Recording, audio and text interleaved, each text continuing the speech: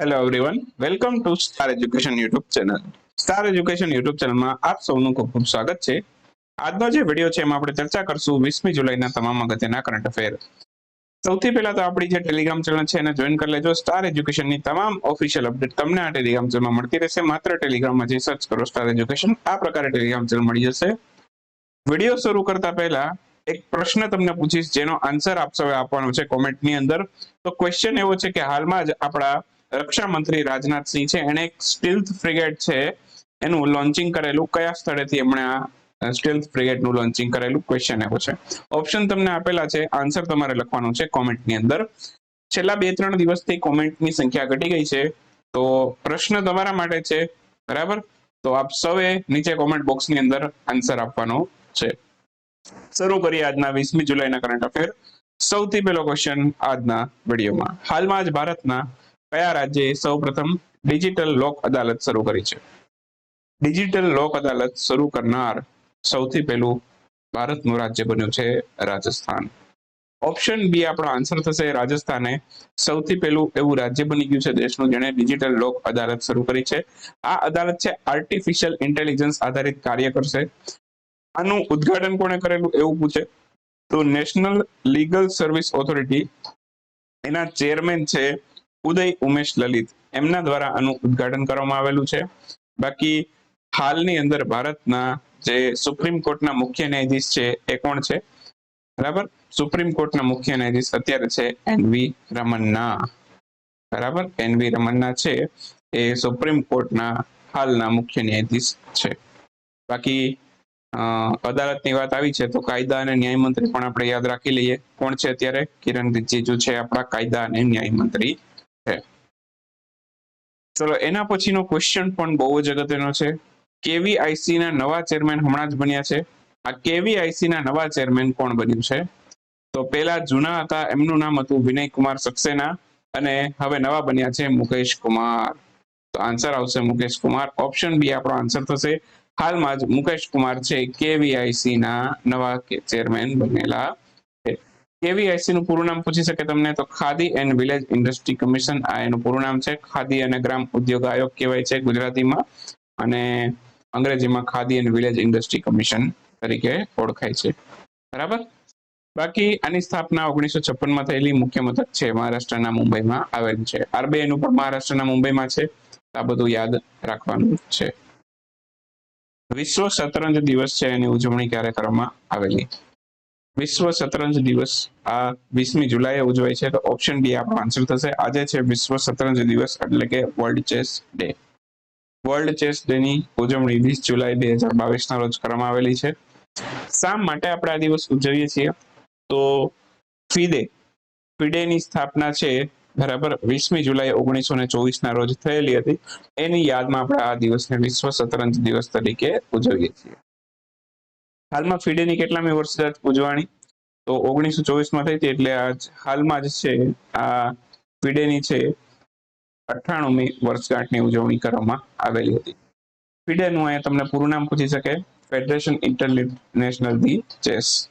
Okay, આપણે normally છે અને ઇન્ટરનેશનલ ચેસ ફેડરેશન તરીકે ઓળખીએ છીએ, પણ એકચ્યુઅલમાં આ ફિડે છે, બરાબર, એ શોર્ટ ફોર્મ આપેલું છે ફ્રાન્સના ટ્રાન્સલેશન ઉપરથી, ફેડરેશન ઇન્ટરનેશનલ ધી ચેસ, બરાબર, જેમાં આ ઈ સાયલેન્ટ હોય છે. બરાબર, તો ફ્રેન્ચ લેંગ્વેજમાં આખું લખેલું છે, જેને આપણે આપણી જે નોર્મલ લેંગ્વેજમાં વાંચવું હોય તો આપણે કેમ વાંચીએ છીએ આને? International chess federation. બરાબર, ફિડેને આપણે ઇન્ટરનેશનલ ચેસ ફેડરેશન તરીકે પણ ઓળખીએ છીએ. બરાબર, અને આનું મુખ્ય મથક છે સ્વિટ્ઝરલેન્ડના લોઝેન શહેરની અંદર. હાલમાં જ છે 2025ના વર્લ્ડ એથ્લેટિક ચેમ્પિયનશિપનું આયોજન છે કયા સ્થળે કરવામાં આવેલું છે? તો હાલમાં જ છે આ વર્ષ 2025ના વર્લ્ડ એથ્લેટિક ચેમ્પિયનશિપ છે એનું આયોજન કયા સ્થળે થશે એ અંગે જાહેરાત કરવામાં આવેલી હતી. તો આ થશે જાપાનના ટોક્યોમાં. ટોક્યોની અંદર 2020ના સમર ઓલિમ્પિક પણ થયેલા હતા. હવે પછીના 2024માં થશે. ક્યાં થશે? ફ્રાન્સના પેરિસમાં. બાકી કોમનવેલ્થ ગેમ વિશે પણ વાત કરેલી હતી આપણે. કોમનવેલ્થ ગેમ અત્યારે ઇંગ્લેન્ડના બર્મિંગહામમાં થાય છે 2022માં. એના પછી થશે હવે 26માં, એ થશે ઓસ્ટ્રેલિયાના વિક્ટોરિયા શહેરની અંદર. તો વર્લ્ડ એથ્લેટિક ચેમ્પિયનશિપ છે, ગઈકાલે પણ વાત કરેલી હતી. એકચ્યુઅલમાં દર 2 વર્ષે એનું આયોજન થાય. કદાચ મારે ગઈકાલના વિડીયોમાં એવું બોલાઈ ગયેલું હતું કે દર વર્ષે આનું આયોજન થાય. છેલ્લે 2019માં થયેલું, એના પછી 21માં છે આનું આયોજન પોસિબલ ના થયું. તો એ ઇવેન્ટ છે આપણે અત્યારે 22માં કરી રહ્યા છીએ. તો એ ક્યાં છે અત્યારે? જે 2022ના વર્લ્ડ એથ્લેટિક ચેમ્પિયનશિપ છે ખરેખર 21 વાળા છે, પણ એનું આયોજન આપણે કરી રહ્યા છીએ 22માં. તો એ યુજીન શહેરમાં થાય છે. બાકી એના પછી હવે થશે 2023માં હંગરીના બુદાપેસ્ટ ખાતે, અને એના પછી થશે હવે 2025માં જાપાનના ટોક્યોમાં. બરાબર, તો આટલા વર્લ્ડ એથ્લેટિકની ઇવેન્ટ છે આપણે યાદ રાખવાની છે. આ બધું જ તમારી પરીક્ષા માટે અગત્યનું છે. બરાબર, ચલો એક ક્વેશ્ચન પૂછું. આની પહેલાના છેલ્લે જે યોજાયેલા 2019માં યોજાયેલા હતા, એ કયા યોજાયેલા હતા એ તમારે મને કહેવાનું છે કોમેન્ટમાં. હાલમાં જ ધર્મચક્ર દિવસની ઉજવણી ભારતના કયા મંત્રાલય દ્વારા કરવામાં આવેલી? મેઇનલી ધર્મચક્ર દિવસની ઉજવણી એની મુખ્ય ઇવેન્ટનું આયોજન કરેલું હતું સાંસ્કૃતિક મંત્રાલયે. તો ઓપ્શન એ આપણો આન્સર થશે. હાલમાં જ છે ધર્મચક્ર દિવસની ઉજવણી છે ભારતના સાંસ્કૃતિક મંત્રાલય દ્વારા કરવામાં આવેલી. કયા સ્થળે કરવામાં આવેલી? ઉત્તર પ્રદેશના સારનાથ ખાતે. ઉત્તર પ્રદેશના સારનાથ ખાતે છે આ ધર્મચક્ર દિવસની ઉજવણી કરવામાં આવેલી છે. તો આ દિવસને આપણે શા માટે ઉજવીએ છીએ? તો ભગવાન બુદ્ધ છે, એમણે પોતાના શિષ્યોને આ દિવસે સૌથી પહેલો ઉપદેશ આપેલો હતો. તો એ દિવસની યાદમાં આપણે આ દિવસને ધર્મચક્ર દિવસ તરીકે ઉજવીએ છીએ. બરાબર. અને સાંસ્કૃતિક મંત્રી કોણ છે અત્યારે હાલમાં? સાંસ્કૃતિક મંત્રીને પણ આપણે યાદ રાખી લઈએ. પ્રહલાદસિંહ પટેલ છે હાલમાં આપણા સાંસ્કૃતિક મંત્રી. હાલમાં જ પશ્ચિમ બંગાળના રાજ્યપાલનો વધારાનો ચાર્જ કોને આપ્યો? પશ્ચિમ બંગાળના રાજ્યપાલનો વધારાનો ચાર્જ આપ્યો લા ગણેશનને. ઓપ્શન બી આપણો આન્સર થશે. હાલમાં જ લા ગણેશન છે એ પશ્ચિમ બંગાળના નવા રાજ્યપાલ બનેલા. પેલા જયદીપ ધનખડ હતા, બરાબર. હવે એમની જગ્યાએ વધારાનો ચાર્જ સોંપી દીધો છે લા ગણેશનને. પશ્ચિમ બંગાળના વધારાનો ચાર્જ આપ્યો છે લા ગણેશનને. લા ગણેશન છે એ મણિપુરના પણ રાજ્યપાલ છે, અને હવે વધારાનો પશ્ચિમ બંગાળનો ચાર્જ એમને મળેલો છે. પશ્ચિમ બંગાળના 28માં રાજ્યપાલ બનેલા. મણિપુરના કેટલામાં હતા? મણિપુરના 17માં રાજ્યપાલ છે. બરાબર, હજી હાલમાં છે જ મણિપુરમાં પણ રાજ્યપાલ છે, પશ્ચિમ બંગાળમાં પણ છે લા ગણેશન. બરાબર. આને ગણેશી લાલ આરે કન્ફ્યુઝ ના કરતા. ગણેશી લાલ ઓડિશાના રાજ્યપાલ છે. ગણેશી લાલ ક્યાંના છે? ઓડિશાના રાજ્યપાલ છે. આ પણ યાદ રાખજો, બંને અલગ વ્યક્તિ છે. અને પશ્ચિમ બંગાળના મુખ્યમંત્રી મમતા બેનર્જી છે, અને બાકી ગુજરાતના રાજ્યપાલ યાદ રાખી લઈએ આચાર્ય દેવવ્રત. તો આટલી માહિતી આમાંથી યાદ રાખશું. એના પછીનો નેક્સ્ટ ક્વેશ્ચન છે, હાલમાં જ ચર્ચામાં રહેલ ડીજી યાત્રા પ્રોજેક્ટ કયા મંત્રાલયની એક પહેલ છે?